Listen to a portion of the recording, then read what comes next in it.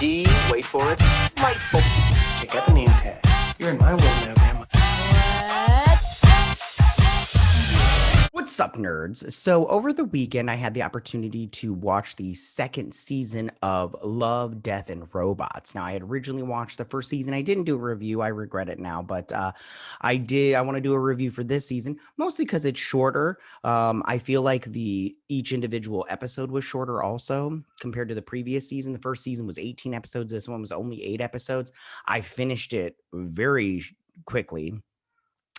And I just want to say, I'm not, yeah, I'm a little surprised it was so short, just because the first season I thought was so good. Like, I loved it. Like, I love animation and I love different animation styles. And this season did not disappoint as far as that goes. Season 1 didn't disappoint either, but season 2. So I want to go through each one. I'll tell you which one was my favorite. So the first one was called Automated Customer Service, and this one was great because I laughed a lot during this one. It was just about this like this future of old people, or maybe it was like an old people home. I'm not, or a residential area or whatnot. But this old woman, she gets in a fight with her robot, and her robot is trying to kill her.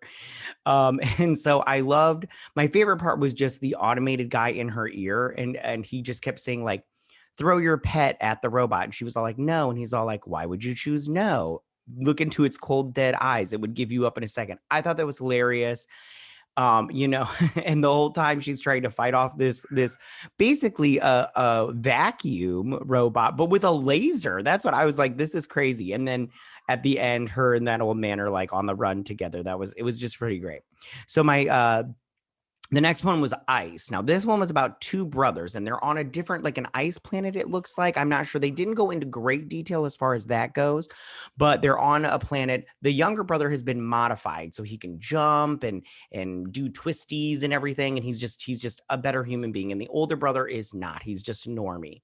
So the younger brother, he takes the older brother, because the older brother's like, I'm going with you tonight. And they go with a bunch of other modified people on this planet. And I can't remember what they call them, extra, when they're not from that planet, it looks like. So they go out on this ice where all these machines are doing something. I'm not quite sure. They didn't explain that either. And the leader of the group, she's all like, can you run more extra? And he's all like, I can run fast enough and everything. So the thing was, they lit these flames, and then these whales are going to crush through this ice and everything. And then, and you got to run to not like get caught up into them. So he takes a hit of drugs or whatnot. They're running. The one more modified brother gets hurt. And then the normie brother grabs him, and then they run together, and they make it and everything. And then he finds out that his brother that was modified lied about hurting himself. Like, he didn't really hurt himself. And then, whatever. And so the next one was called Pop Squad. And this is like, because it's in the future, overpopulation. There's this guy, and he's basically a cop to hunt down children and kill them, because of we're able to take and in the show they do these things where you live forever. You basically live forever. And this cop guy, they live up in the clouds, in the city in the clouds, and they go down to the surface to hide and have children. And that's against the law. So when they find out that you've had children, they find you, and then they kill your children. And this guy, his whole job is to just find and kill children. And at the end, he realizes that, he was wrong and he wanted more and all that stuff. And yeah, he dies. The next one is Snow in the Desert. Now, this is about an albino man who is like wandering the desert and everything, and he's a wanted individual. He's wanted by some gangster or whatnot. And it's basically because he has a healing factor to his body, kind of like Wolverine.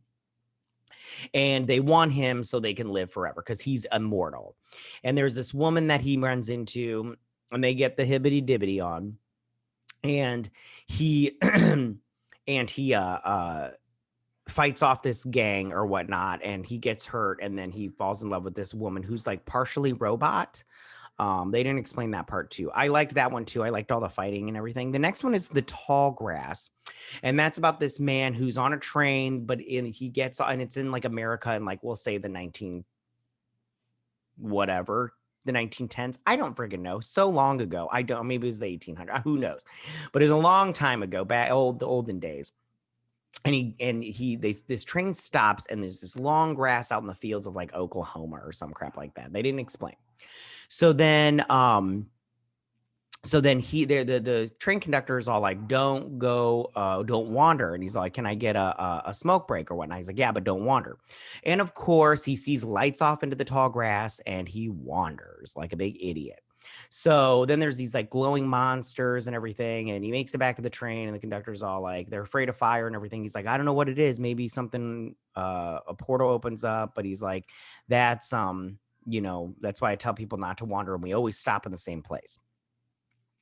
The next one was All Through the House, episode number 6. And that was about 2 children that wake up to see Santa. And Santa is this gross monster, but he's all like, Sally, good. And then he throws up a present.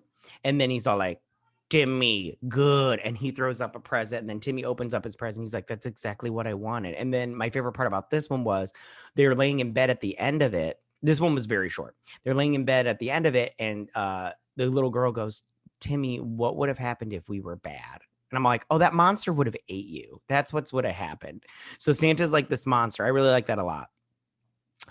And then the 7th one was called Life Hutch. And this one had Michael B. Jordan in it, which I was surprised. I didn't realize he was going to be in it. And this is Michael B. Jordan's character crash lands on this moon after a big battle in space. And he gets to this thing called the Life Hutch. And it's basically like a little capsule, whatnot, for him to send out a signal for his people to come get him after he's been injured. But when he gets in there, the medical robot has had a malfunction and it attacks him. And he's trying to not move so the robot doesn't like detect him and kill him.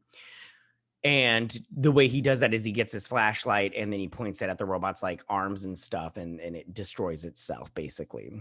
And then he sends out the beacon and just awaits for aid and everything.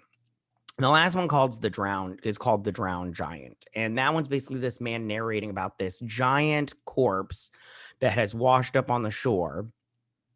And he's an academic or whatnot. He comes and everything to monitor the corpse and everything. And people are like hopping around on this giant naked dude and everything. And I'm just like, I would not be playing on a naked giant corpse. That's weird. And they're taking pictures. And I'm like, this, and where is the government in this? Cause I'm all like, they just act like it's like, okay, like this is something that happens, so like whatever about it. And I'm all like, why are you guys acting so nonchalant about a giant corpse and everything? It was just very weird. But at the same time, I'm all like, whatever. It was very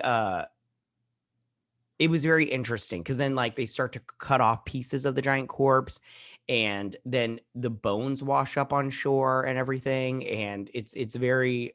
And he talks about the giant rising up or whatnot. I was more interested in where this giant came from. So overall, I think that this season was good, not as good as season 1. I do feel like the episodes were shortened, and I wish they weren't. But what are you going to do? Also, they just could have. My favorite one, I have to say, would probably be Ice. Just because it had that sibling aspect. And I have a brother. I have 2 brothers and a sister, but I have a twin brother, and I just love him. And I really felt the connection there.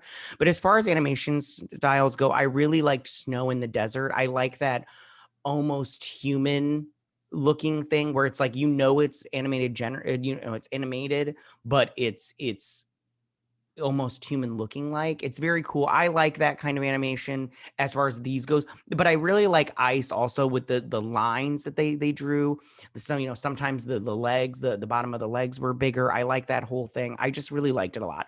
I really like all of them. I liked the tales that they told. It was very different and interesting, and I just liked it all together. But I would have to say, as far as, okay, so my least favorite episode would probably be well, I'm gonna have to say I'll have to say the Drowned Giant, just because nothing really happened. It was more like a make you think kind of thing, which is always good. But I just feel like maybe that wasn't, whatever, the best. But but I didn't dislike it. That's the whole thing. So that is my review for Love, Death, and Robots season 2. Tell me, what did you guys think about this season? Did you like this season? Did you not like this season? Which one was your favorite episode? Did you feel that they could have added a couple more episodes? Do you wonder why they didn't have more episodes? Because they basically cut it in half, basically. Do you think this will get a season 3? I don't know if it'll get a season 3. I hope it does because I liked the show, but I don't think it will. But we'll see. We'll see. I really hope it does because I like it. Okay. Tell me what you guys think. You can leave all your comments in that section down below. If you like this video, go and hit that like button. You know, I won't mind. If you're new to my channel, please hit that subscribe button. I would greatly appreciate it. I will see you guys on the next review. You guys have a good day. Bye.